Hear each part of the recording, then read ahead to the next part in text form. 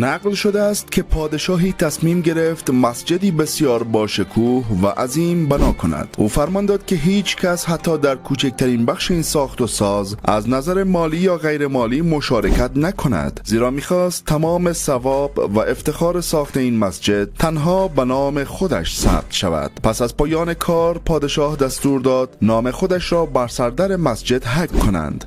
اما همان شب در خواب دید که فرشته ای از آسمان فرود آمد، نام او را از کتیبه پاک کرد و به جای آن نام یک پیرزن را نوشت.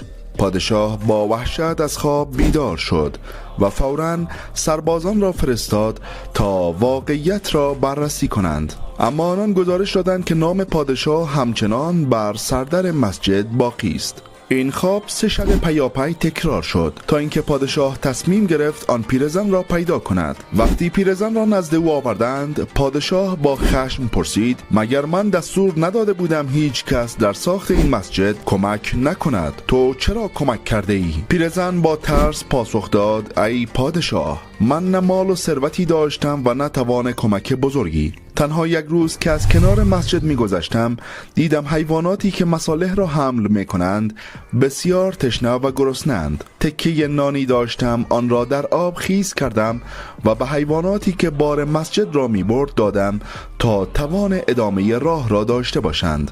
پادشاه در همان لحظه دریافت که همان کار کوچک اما خالصانه پیرزن در پیشگاه خداوند ارزشی بسیار بالاتر از همه ثروت و قدرت او داشته است، چرا که عمل او با نیتی پاک و بی‌ریا انجام شده بود، در حالی که تلاش پادشاه با نیت شهرت و خودنمایی همراه بوده است.